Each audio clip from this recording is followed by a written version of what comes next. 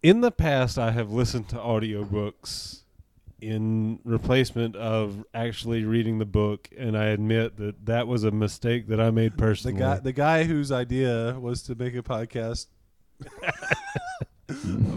for a book club is the one listening to audiobooks. I've committed egregious crimes.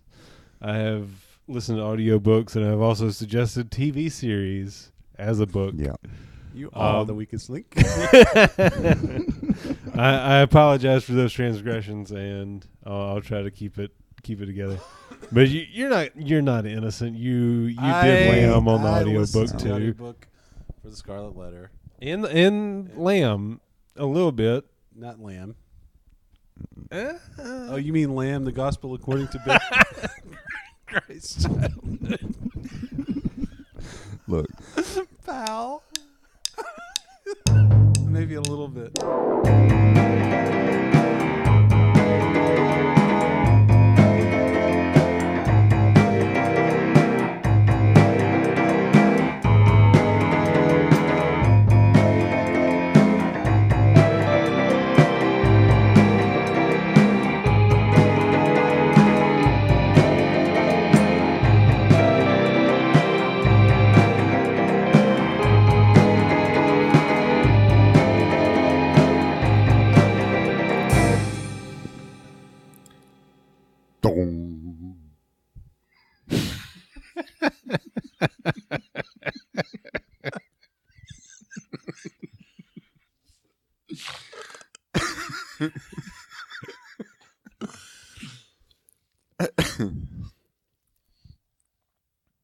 We now bring you the special report.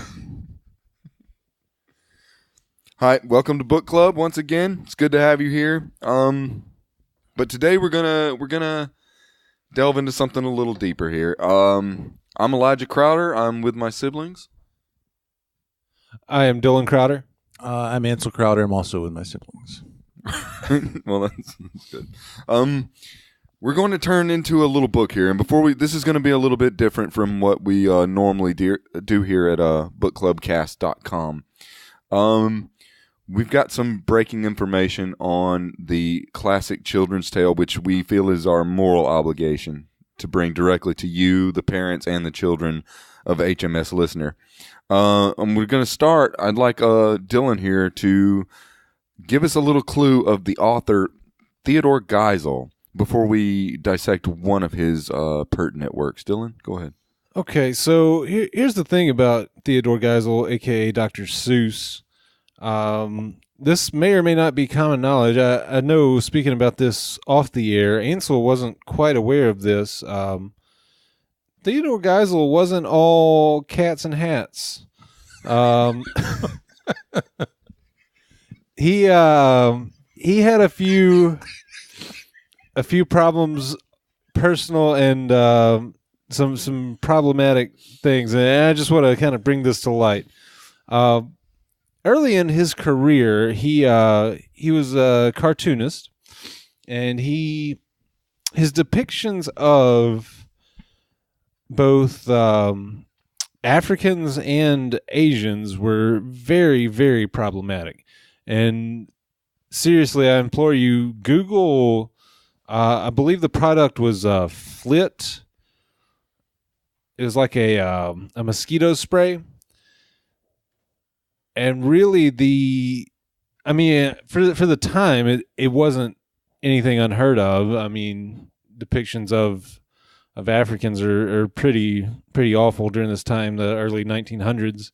But I mean, just in case you don't have Google, I don't know how you're listening to this podcast. I'll kind of describe it to you. It's the very stereotypical.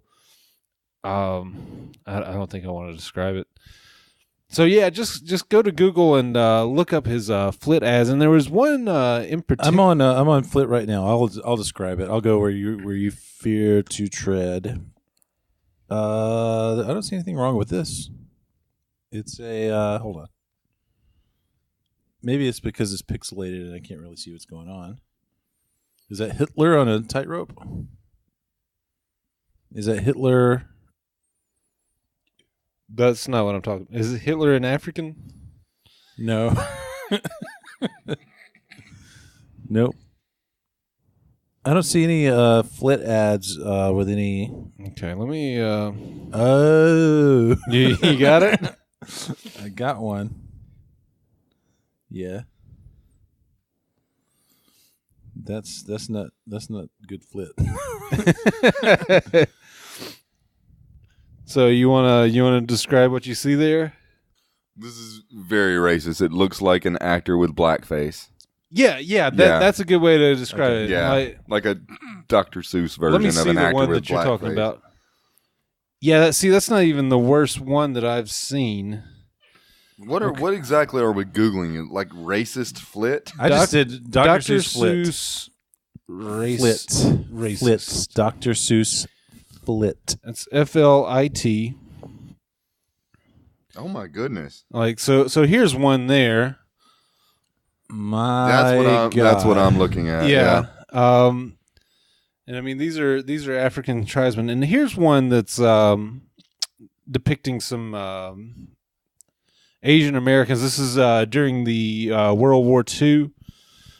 This particular political cartoon is pretty bad. I don't know if we can maybe put these on the Instagram or something so that people can kind of check these out. Yeah, that's like that's sickening a little bit. Yeah, absolutely. It's I mean there's no way to put it other than just straight up racist. He did later in his career. He did kind of back off his depictions. He expressed regret for the way he depicted that. But another example of how Dr. Seuss might not have been the best role model for children. Are you guys aware of what happened to his wife in her later years? I'm not. No, not at all. Okay, so after he graduated from Dartmouth, he moved to Oxford, England, to further his education, and that's where he met his wife to be, who actually convinced him to give up his furthering his education at Oxford and become a cartoonist. So they eventually got married. Then several years later, they moved out to California, and he apparently started to have an affair with someone that he met out there. And his wife ended up having a long struggle, and this is straight from the Wikipedia. Geisel's wife, Helen, had a long struggle with illnesses, including cancer and emotional pain over Geisel's affair with Audrey Stone Diamond. On October 23, 1967, Helen committed suicide, and Geisel went on to marry his mistress on June 1968, not even a full year after. So yeah, that's a little bit of background on our beloved children's book author. Yeah, it kind of takes the socks off the fox. Yeah, puts them in a box. Yeah.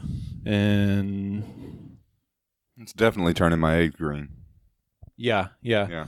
But yeah, I kind of thought everybody was kind of aware of that, but No. Nope. And since y'all weren't, I wanted to bring that to light, so maybe some of the listeners who weren't aware of that, now you know.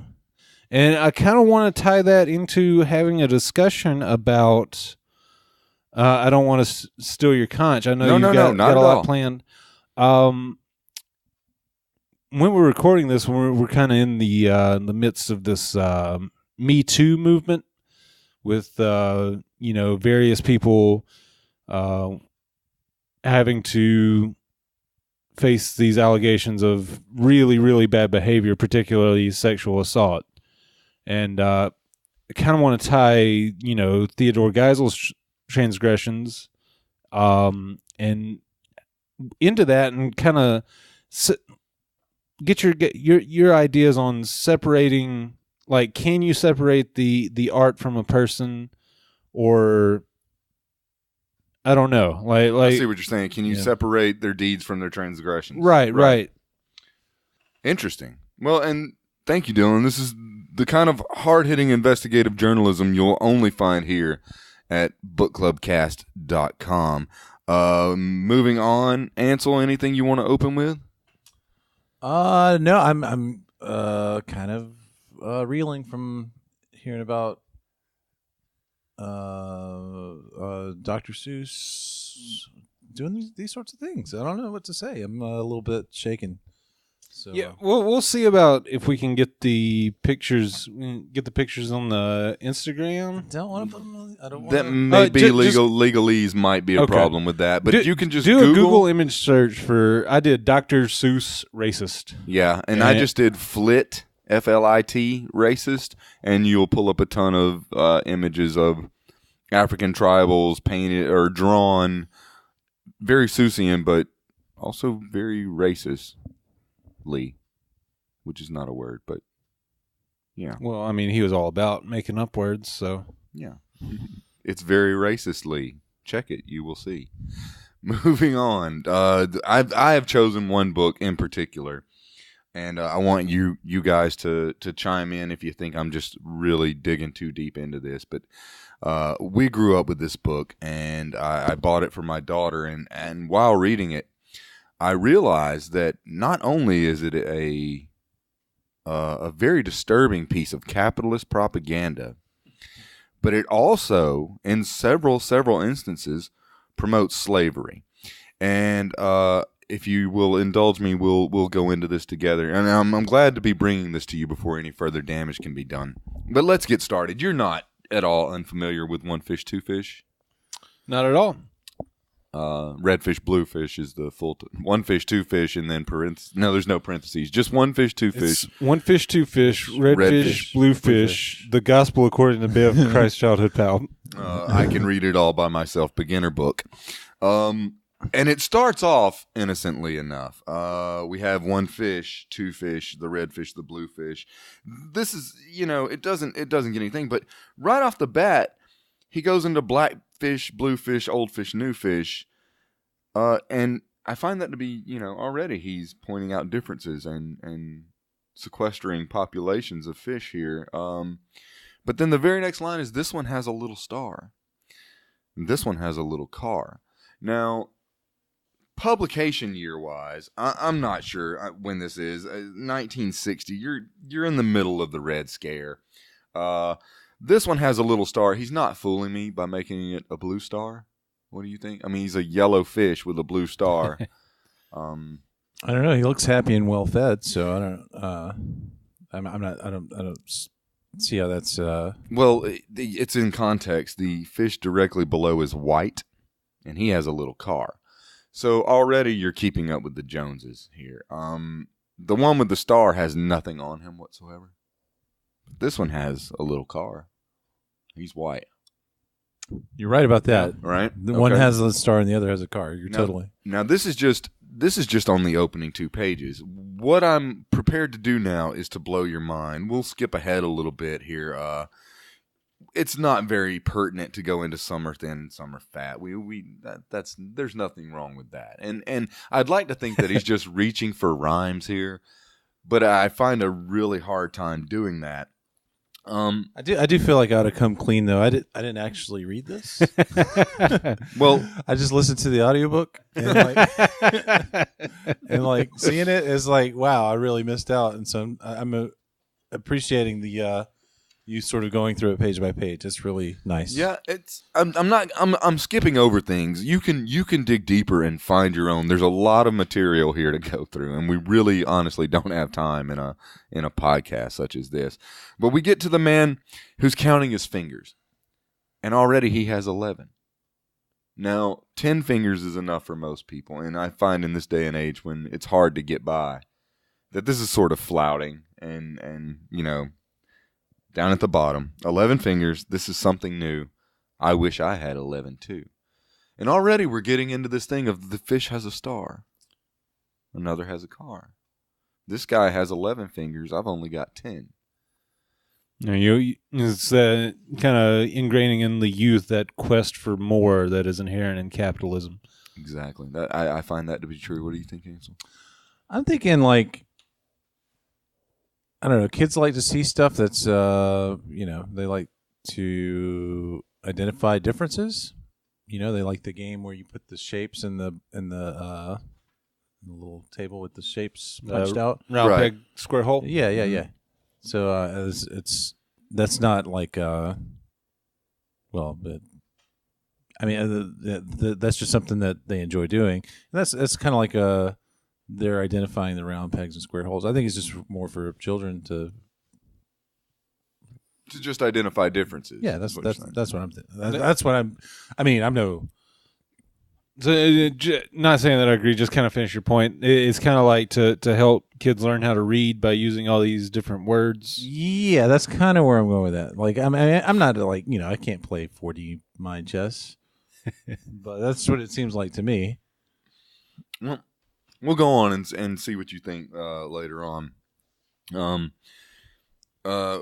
We're sort of introduced to these two characters, our protagonists, but they're not given a name. We'll call them Sally and Mally.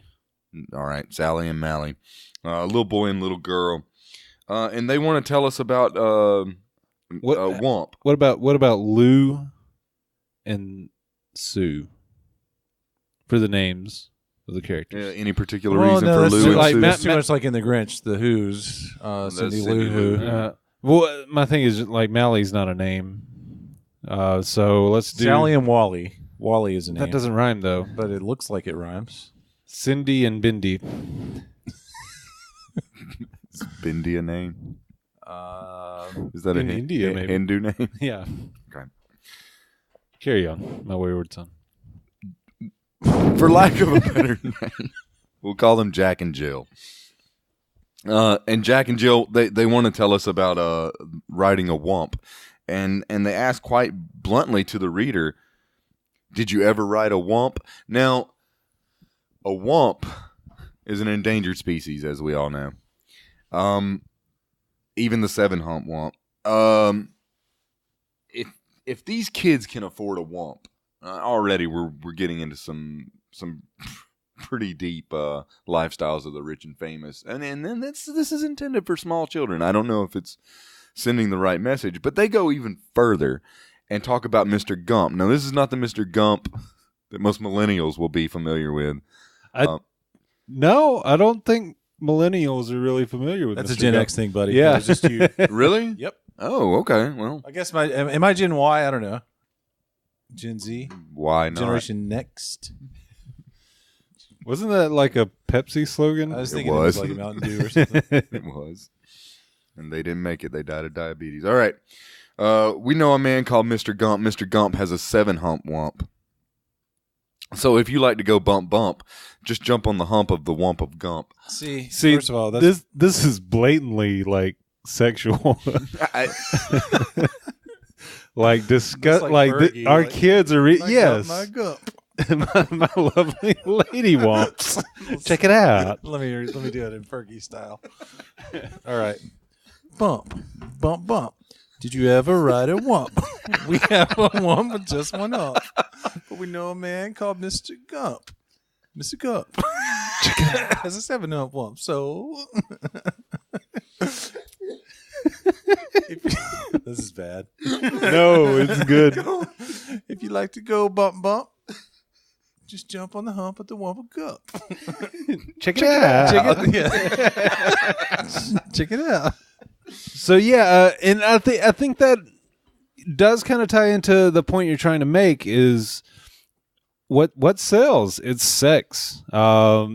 Sex as advertising is key to capitalist culture, and they are blatantly sexualizing Gump's 7-hump whomp. I disagree, Oh. young millennial.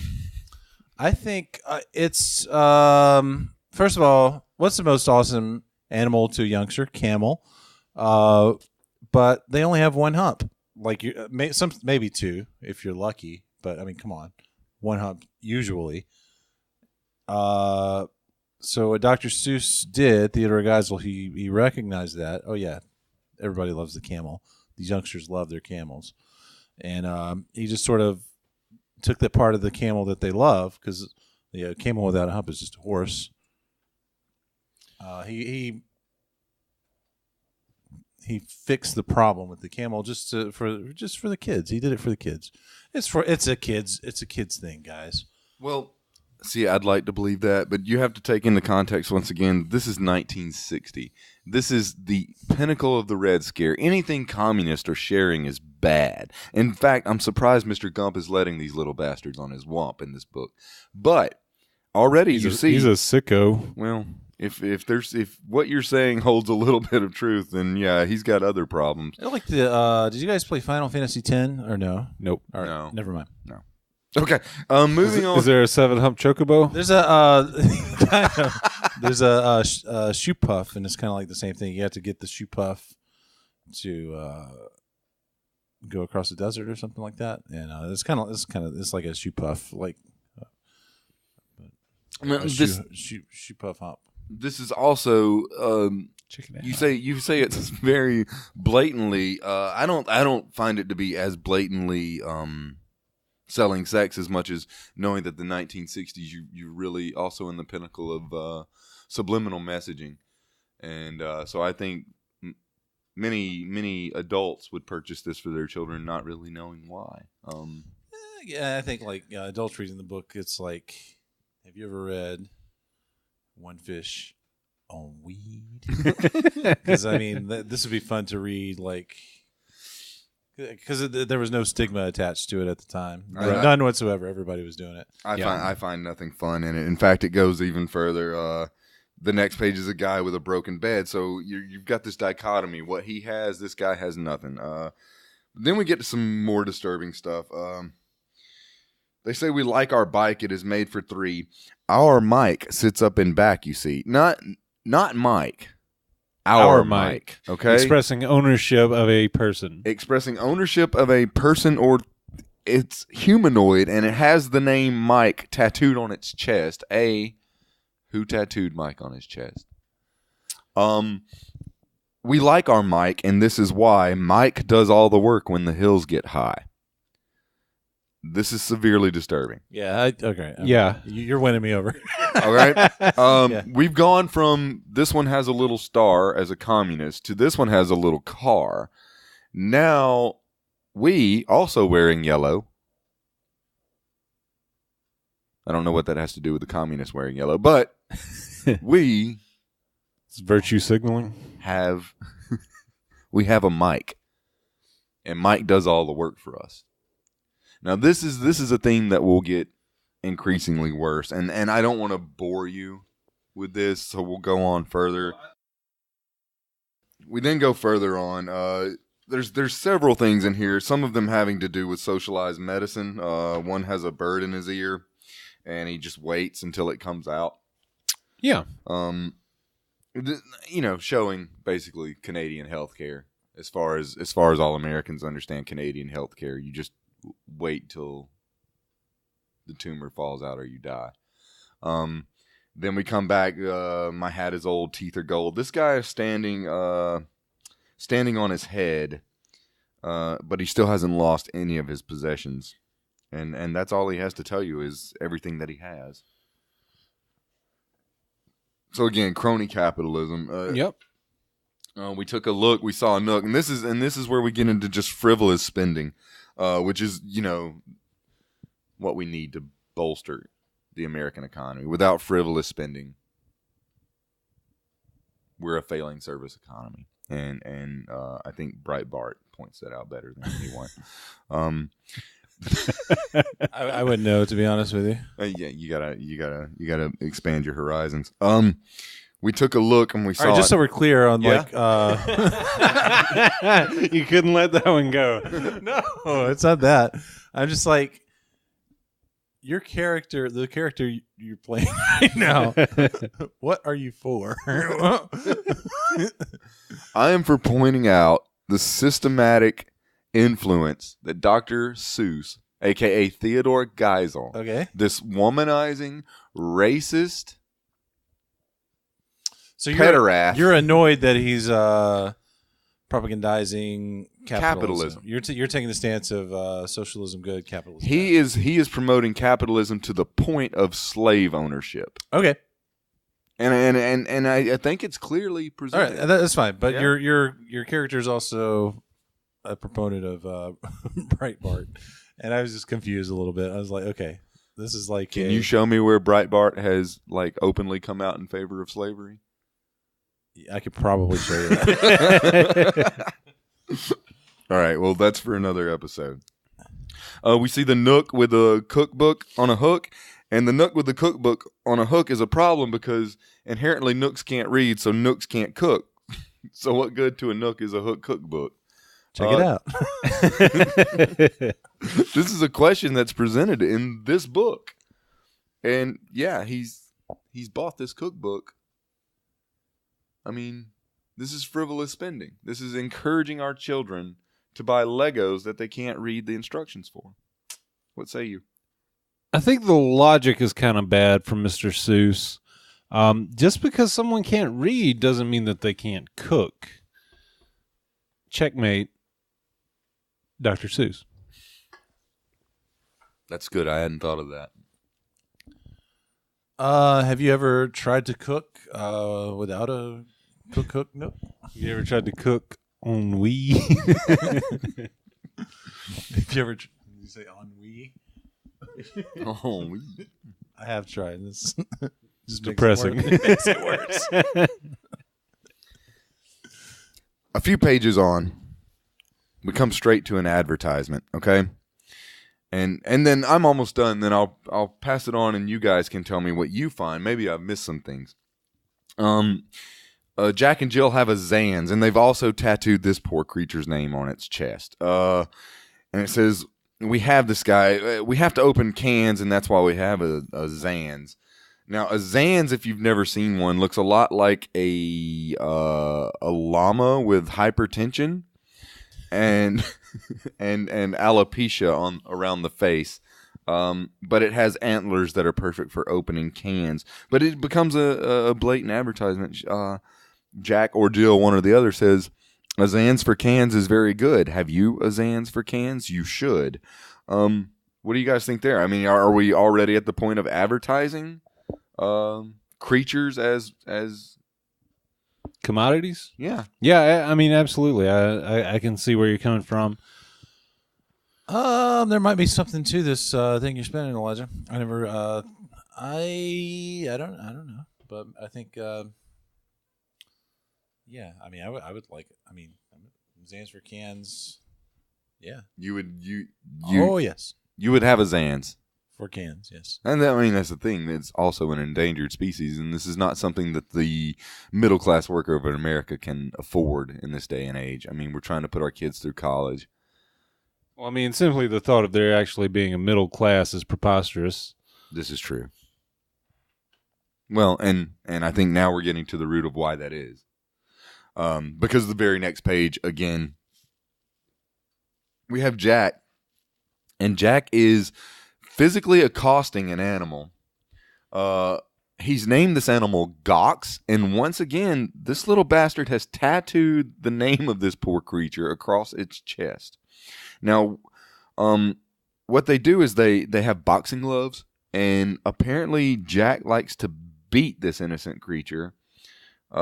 He says every day. So we've gone from him buying animals for beasts of labor to now he has an animal completely for the purpose of exacting violence upon this creature. To be completely fair, the Gox does have a little bit of reach on old Jimmy. Looks like he's got some reach, and he might be a weight class or two higher than Jimmy. Like, if I were a betting man, my money's on the Gox. Yeah, the Gox is a beast. You can tell. Well then, all right. Then let's go with that. Then you also, then this could also be a very S&M heavy sort of thing. He's shirtless and is being beaten by a creature with yellow boxing gloves that has had his name tattooed on his chest. Mm-hmm. I've got to make that clear that he also says in yellow socks, I box my Gox. So Right, once so again, implying ownership. Now. this is a very I don't know what to make of that entirely. The next page, he's singing with a ying, and he also says my ying, and they sing in the shower together. You make of that what you will. At this point of the book, I usually begin to get disgusted, and just can't go further. All right, moving on.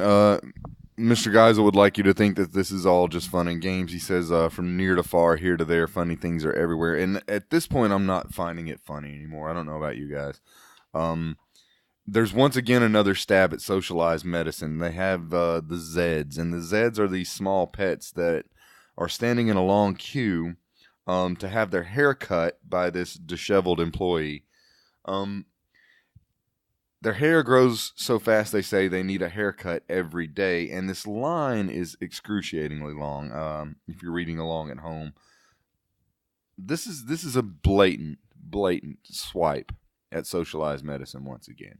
The line is super long, and they're just standing in this fetid cesspool of hair to have this disheveled employee cut their hair. That in itself is disturbing until you turn the page and you find Ish, who has a dish where he can just wish for fish. And again, we see the dichotomy between a socialist or a communist regime and good old America, where you can just wish for fish on your fish wish dish. I'm actually the analysis aside, the Ish with the fish dish is pretty sweet. I like the Ish already. Like, I think he's pretty cool. You're programmed to like Ish. Well, I like him. Maybe. In specific, what do you like about Ish? I like he has a shirt that says Ish on it. That's pretty great. And he has a dish and he's holding it up and he has like the meme of like George W. Bush or not George W. Bush. It's like the guy with throwing the spices, like, you know, he's got his fingers. I said George W. Bush because there's a funny one of George W. Bush like throwing spice airplanes into the Twin Towers. And he's doing that kind of thing, and he just like swishes fish onto his dish. Then that's pretty cool. You talking about the salt guy? Yeah, the salt guy. It's okay. It's photoshopped. It's George W. Bush, and he's like, and it's like these little airplanes coming out. It's pretty bad. Yeah. Never forget. That's awful. But then directly after this, I mean, it's not even one page later. We go to slavery once again. We have a gack. Come play Ring the Gack. We have a gack out back. We have the only gack in town. Again, this creature, Ish, on the previous page, is lucky enough to have a shirt with his name on it. However, their gack is also tattooed with his name right across his chest. And this is, at this point, I'm just, I don't even. You have to understand. It's barbaric. Like, yeah, things were crude back then and barbaric, as you say. But, you know, we come a long way. We look back at it now, we can laugh at it. This is 1960.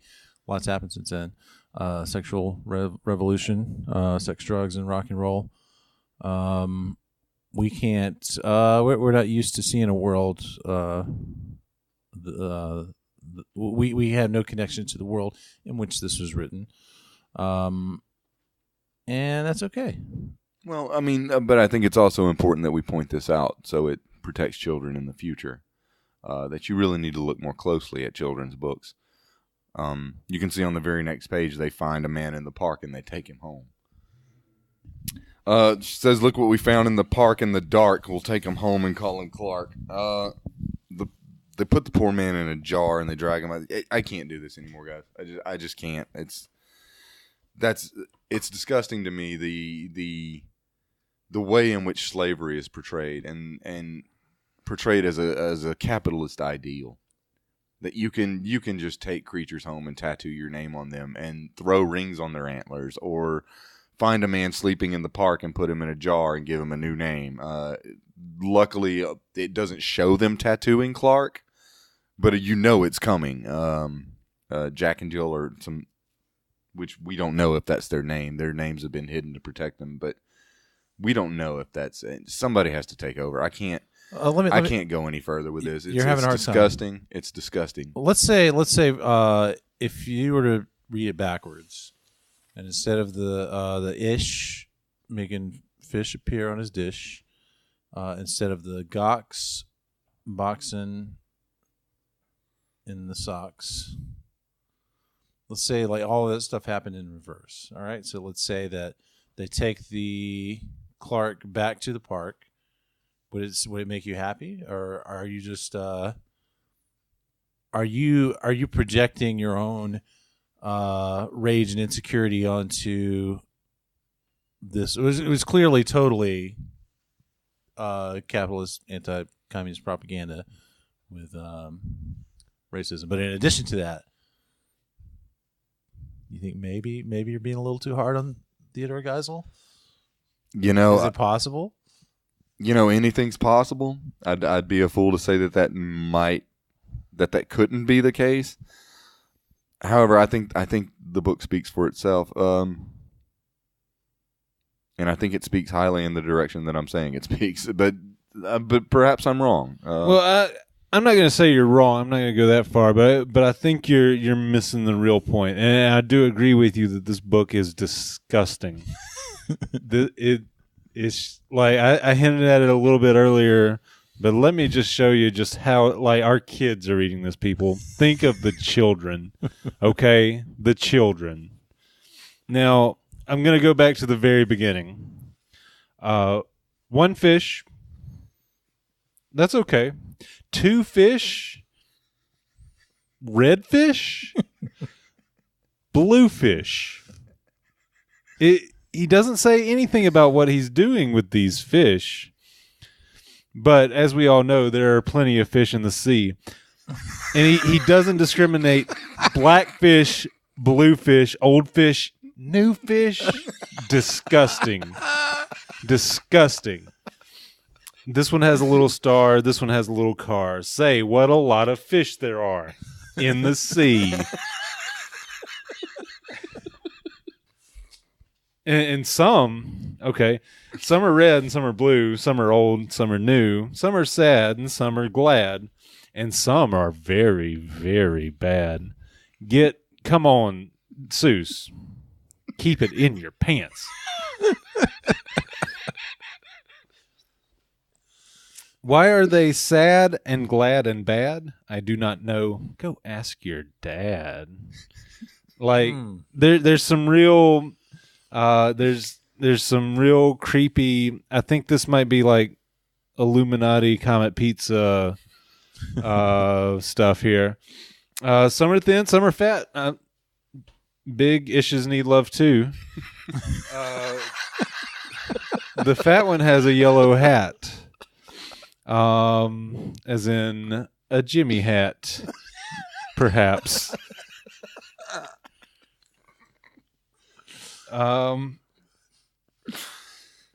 Just going forward here.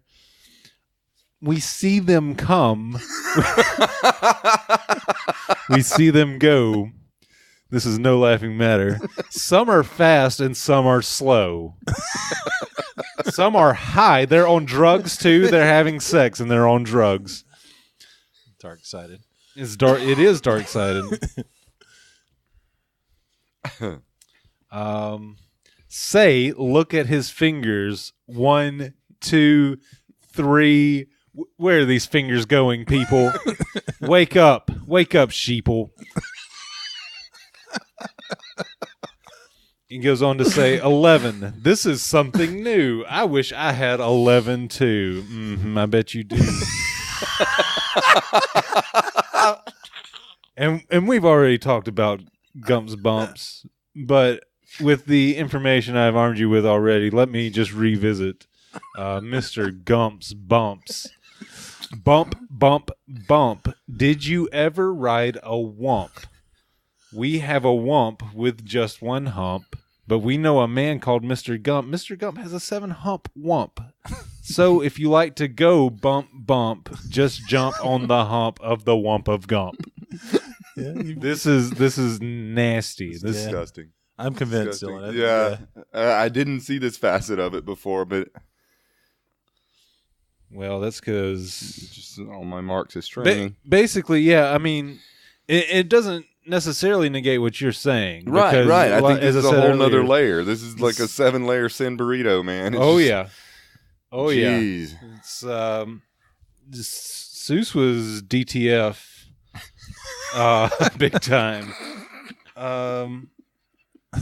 Here we go. Here, hello there, Ned. How do you do? Tell me, what is new? How are things in your little bed? What is new? Please tell me, Ned. Dang, dude. You're cracking the code, man. He's horny AF. I do not like this bed at all. I bet you don't. Playing coy. A lot of things have come to call. A cow, a dog, a cat, a mouse. Oh, what a bed.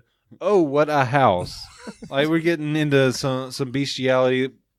It's depraved. It's sick. I can't believe, like, parents are allowing their children to read this. Yeah, we're going to revisit the Gox and how he likes to box his Gox. I'm kind of torn here. I'm not sure if that's a euphemism for masturbation or if it's some BDSM.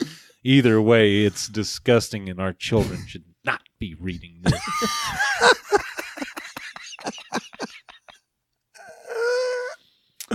And here, have you boxed your Gox today?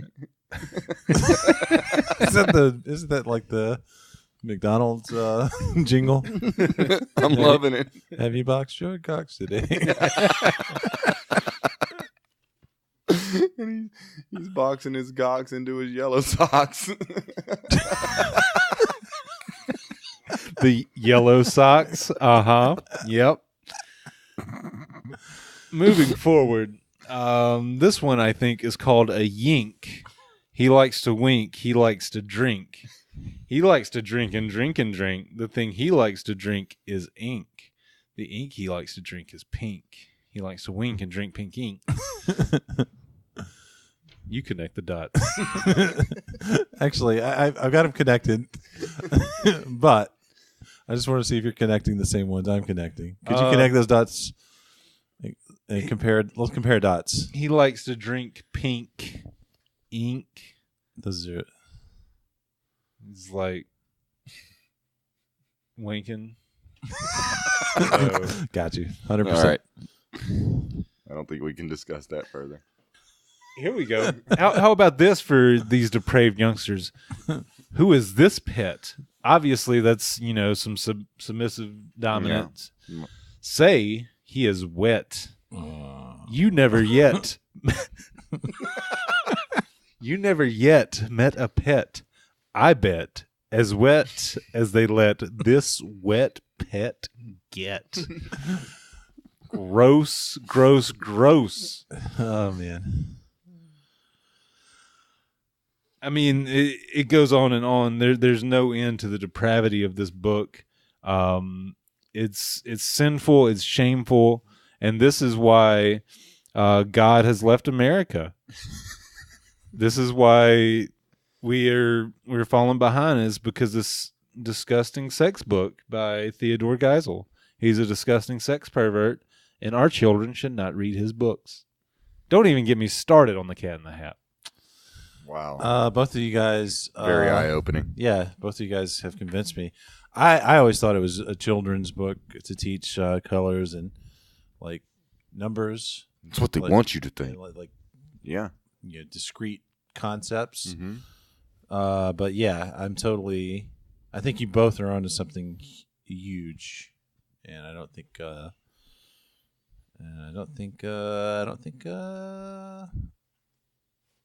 I mean, it's all of the above. It's a children's book. It's a book that probably the source of all sexual kinks, maybe. Oh yeah, like there were no, at least mine. there were none before this book. Has somebody looked into this? It was all. I did some research. All missionary position. It was all missionary before 1960. Jesus, I think. There you go. Connect the dots yourself. Again. And so yeah, and it was it proliferated non-missionary position, and it also proliferated this capitalist hellscape that we live in now. Yeah, absolutely. So, But and it also teaches kids the difference between colors and numbers, and basic words as well. Yeah, so it's all three. None of us is wrong. We're all right. Right. But I mean, that's the thing. That's why we're doing this special report. What else is out there that we've overlooked for, 1960, 57 years, 58 years now? Yep. What else have we overlooked that, while gauging the slow decline of our civilization and the fact that we as Christians are in the trenches every day fighting the war for the holy, which is holy war. What else has dug these trenches for us? Your character baffles me. I can't follow. It's obviously communist Jesus freak. It's like you're like the Gox, and your Gox in my thoughts. Am I jerking you around? The Gox is a thought. Yeah. No, the Yink is a thought. No, I mean, but what else? What else is out there? I don't know. I enjoyed our parents reading this book to me, and seeing these pictures again brings back a lot of fond memories. So I'm willing to like overlook and forgive him for all of the well, they didn't depravity. know. They didn't know. Huh? It was a more well, even if they innocent did know, time. like I enjoyed it. It was fun. It was fine. an innocent time. They didn't. There's no way they knew.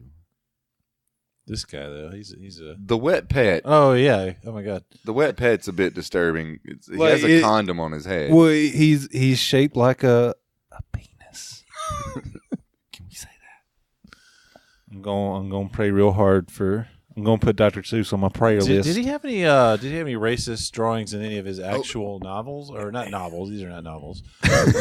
Any of his actual books, like Not that I know of. It was mostly his political cartoons with the depiction of the Asian Americans and the advertisements. So that would for- suggest to me but- that he knew that they were wrong because he didn't feel like he could get away with it in his books. Well, yeah, and like I said, he later expressed remorse for that, and he was also always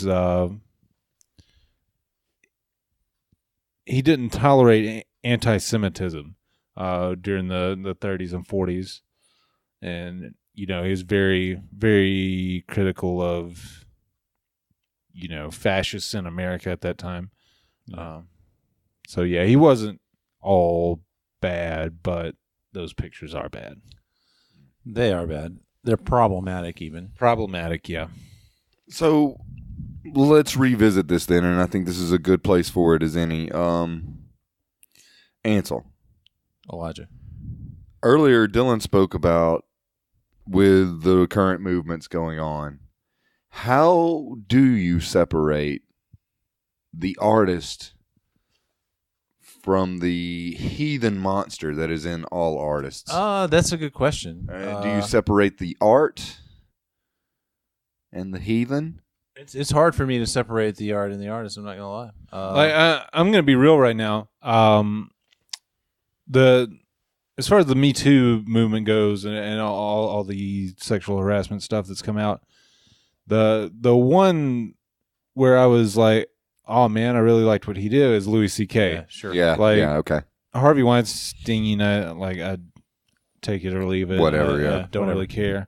But I mean, I really did enjoy Louis C.K.'s comedy, and I still haven't gotten to that point where I can really enjoy his art. I haven't gotten to the point to where I can separate it. That's me too. My thing is like, I don't know. Reggae music is something I think about all the time. It's reggae music rules. I love Repeat it. that sentence. Reggae music is something I think about all of the time. Is that what I said? Yes. Why did you want me to repeat it? All of the time?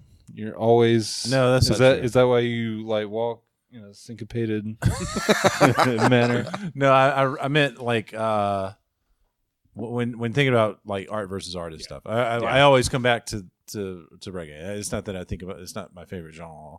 It's just something I think about when we think about this stuff. And it's like it rules. It's good music. I like it. But like as a culture, the Rastafarians are very like homophobic. Really? Yeah, and I mean I can't. That's not something I can say about all reggae artists, but just cultural. It's part of the Rastafarian way, I guess. Okay, that's the first I've heard of that. That's I mean, I've read that, and I don't. It's not something in their music. Well, some music there is, but that's a problem. That sort of taints the music, which is great.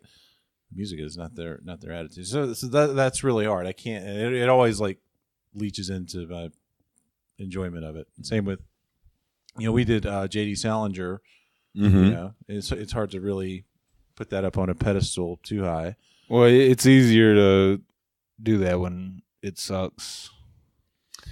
that, and also a lot of time has passed since J.D. Salinger wrote anything, and like I guess a lot of time has passed for Rastafarians being homophobic, but no, it continues to this day. that's what I'm saying. Okay. Like it's fresh, yeah. It's not fresh. It's just I didn't know that. It's fresh for me. So, but I think the thing with Louis C.K. you were talking about, that's I haven't had a chance to separate the artist from the art. Because he's gone. Like he's not on my Netflix anymore. He's not on Amazon. Like everything that I watched of Louis C.K. and I loved his comedy. I thought he was super funny. I don't know what he did, and I don't think I don't want to get into it here. Whatever it was, he made. That that pet that was kind of wet. Yeah, the wet pet, something like that. Somebody read One Fish, Two Fish to him. No, he one fish too many times. He manipulated himself and made usually up and coming female comics. He made them watch while he was boxing his gocks. For while he was boxing his gocks. Okay. And it was the kind of thing where he starts doing it. He's like, "You don't mind if I do this, do you?" To like, people who look up to him and stuff like that. And it was a regular thing. So that's what he did. Okay. Yeah. Well, that's not cool. No. Again, separating it, I haven't had a chance to separate it. He's just gone. He's just vanished. And not saying that's a bad thing. Not saying it's, it sucks. But hey, so is it. Yeah. No. I do think that if I really had a purity test, there were only like 3 bands that I could listen to, Yeah. And there's only like 3 authors that I could ever read. I don't know. And I find that like it's better just not to have heroes anymore, because like eventually, or they'll either do something if they're alive, or you go back and you look and there's something terrible that they've done that you overlooked. So yeah, it's just like the 3 of us is the way I look at it. We gotta hold each other. We got book club, guys. We got to keep the club going. We've each got to do our part of the tripod. That's right. Anyway, I don't. Yeah. So question. Question time, real quick. Well, on the same wavelength, though, do we not expect a certain bit of depravity from our artists? No, I don't. You don't. I mean, like going back to Jim Morrison and the Doors. I mean, your rock and rollers. I think it was Bill Hicks said best that he hates. They did like the Rock Against Drugs thing, and he hated all that music. It sucked that he wants his rock and rollers dying from choking on their own vomit and shit like that. It's one thing to be hedonistic, yeah. But that's not the same as like forcing yourself on somebody else. Yeah. Like you can be like,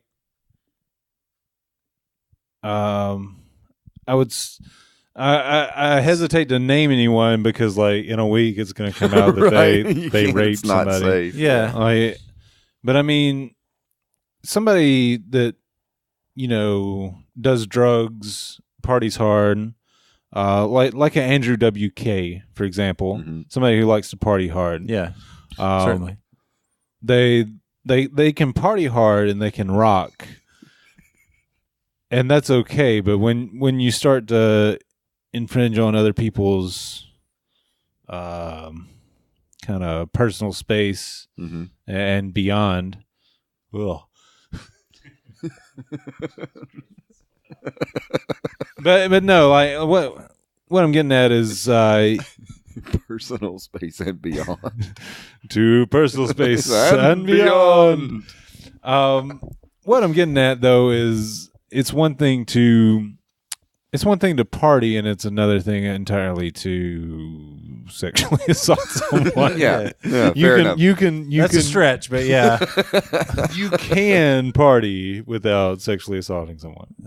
Yeah, I mean, you can't ruin other people's lives. You gotta control yourself. Yeah. You gotta keep the snake in his cage. Leave Clark in the park. Does anyone have anything else to? I mean, I feel like we've done a serious discussion over the Me Too movement. I'm behind it. I think it's awesome. I've always been sort of this. I try to teach it in my school to young boys that it's always best to be as chivalrous as possible, because I do believe that chivalry is dead completely. And I get that all the time, that it's old fashioned. I get that you don't treat women differently, but it's just being nice to each other. If you're just being nice to people, you're not boxing your gocks in front of them. Yeah, the saying being chivalrous, I think that's kind of problematic, because I don't know. I think there's, I don't know. I don't care for, like you said, treating women differently.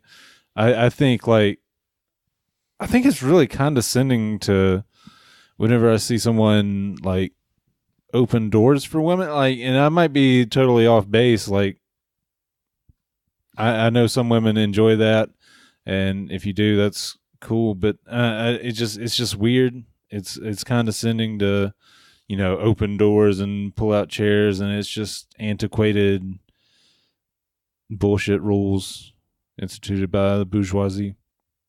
I see that in a completely different light. I think it's I can see where it's seen that way. I totally understand that. And like, I've even had an experience where I held the door open for a lady and she said, "I can do that." And I actually replied to her, "I know, but you don't have to. I got it." And I hold the door open for men that are, it's just like, if someone's coming, you hold the door open. Right. And I do that as well. And I think that's like some of that Southern hospitality, kind of thing. Like, we were kind of raising the culture. Well, I think the world could do with a little bit of that, and less boxing your gocks in front of women. Well, I think you can have your cake and eat it too. I think you can not hold a door open for someone and not box your gocks. Not box your gocks in your yellow socks in front of. Why not hold the door open? It's just a nice thing to do. I don't think it's condescending at all. I think it's. I don't know. It's awkward, because then whenever somebody holds the door open for me and I'm 10 feet away and I gotta quicken my pace, and it's the less human interaction of that I can get away with, the better.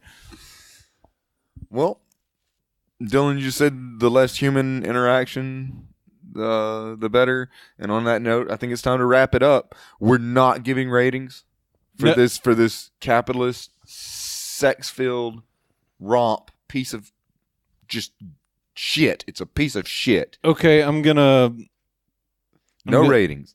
I really want to give this book a rating. All right, fine, give it a rating. You twisted my arm. See, here's the thing.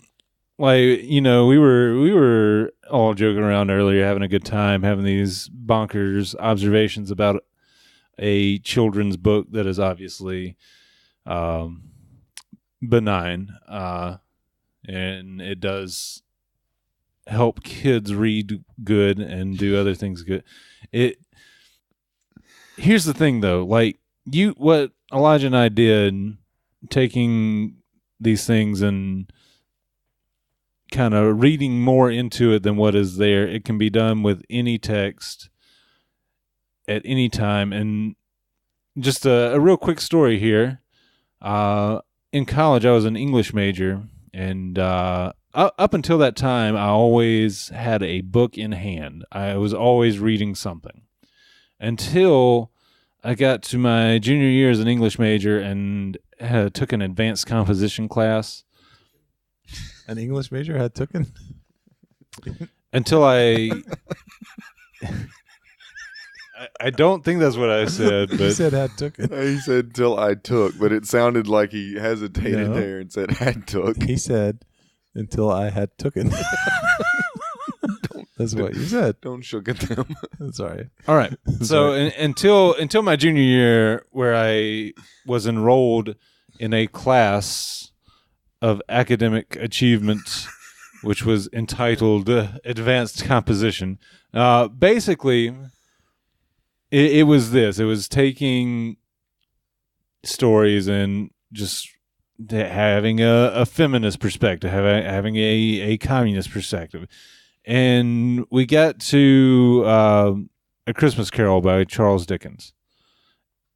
And like something inside of me broke, and I just couldn't deal with it anymore. Absolutely. Like A Christmas Carol by Charles Dickens, basically it's don't be a dick. Like that's it. I can't write a 10-page paper where don't be a Scrooge. Yeah, well, like don't be a dick. Like don't be a Scrooge. I refuse to extrapolate that to 10 pages, and that's why my rating for Dr. Seuss's One Fish, Two Fish, Red Fish, Blue Fish is 1 useless degree. Because it's a pointless practice. And my point is, like, it killed my joy for reading until, like, in the past 10 years, I have not read very much at all. And that's part of the what's the word? The white geist. No, not this time. It was a good try. No, it's part of the reason why I wanted to do this book club was to get back into the habit of reading. And we have discussions on the book, but we aren't, taking a perspective and forcing the book that we read to fit that perspective. Exactly. We're not making molds and cramming it in there. Right. And that's all jokes aside, that is exactly what I've done with that was I'm glad you said that. That was the whole premise for the idea of doing One Fish, Two Fish, which on hindsight, I think it worked. But yeah, maybe that point can't be stressed enough that it's nice to read things for what they are. And I think we strive to do that, and we hope you do too. And if you're taking an advanced comp course or a critical traditions course or anything like that where you're asked to make everything in Shakespeare mean penis, don't do it. That's not what it's written for. It's written for your enjoyment. Read One Fish, Two Fish to your kids carefully. And yeah, thank you, Dylan, for that. Ansel?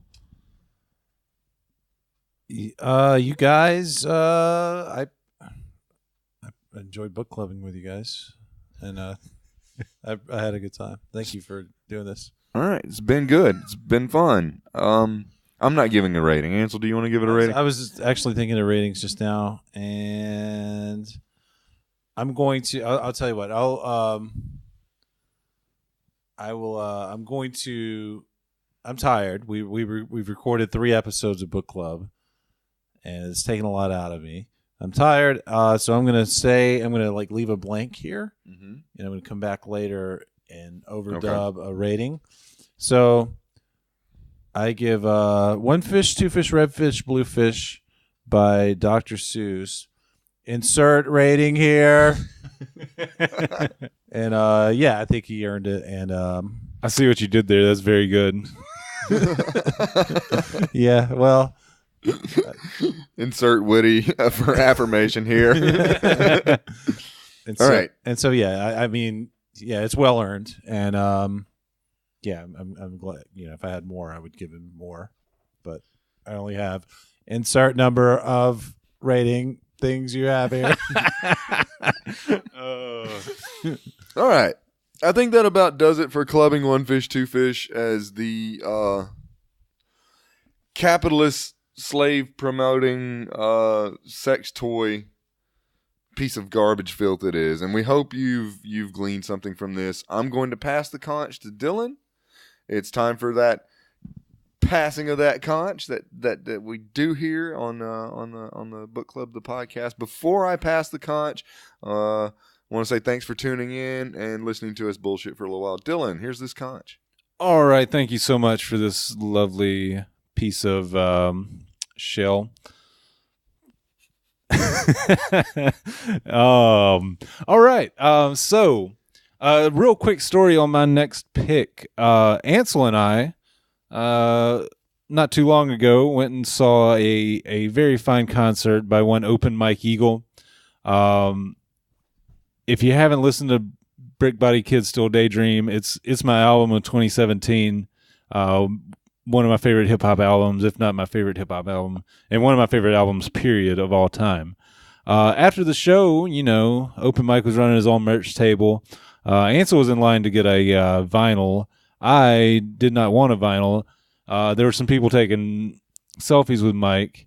I'm not really a selfie guy, so I had this great idea standing in line.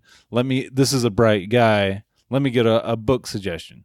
So Mr. Eagle, he suggested our next book, which is Jitterbug Perfume by Tom Robbins. I don't know a whole lot about the book, but I'm really excited. I trust Mr. Eagle's tastes and can't wait to really dig in.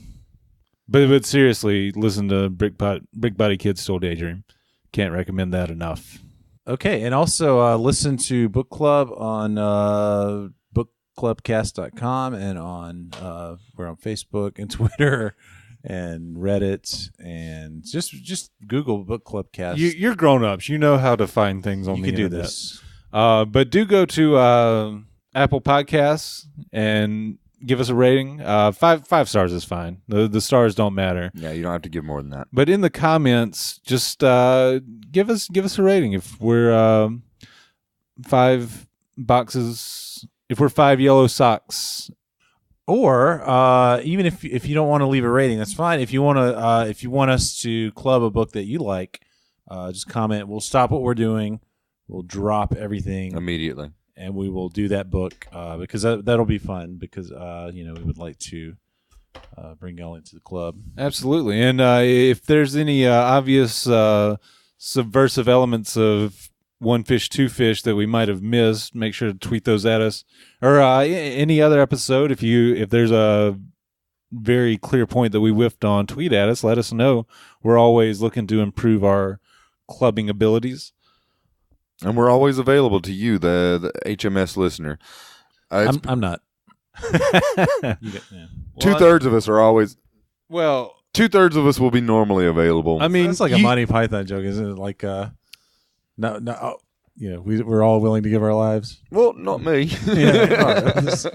You can always email us, and we will eventually see that email. It's bookclubcast@gmail.com. Find us on Reddit at r/bookclubcast. Bookclubcast.com, and we got links. Just click on the hamburger menu. Got links to all the things. Gentlemen, find us on Facebook. It's been a pleasure. Let's get this pet wet. All right, everyone. Wet pet on 3. Sounds good. 1, 2, 3. Wet pet.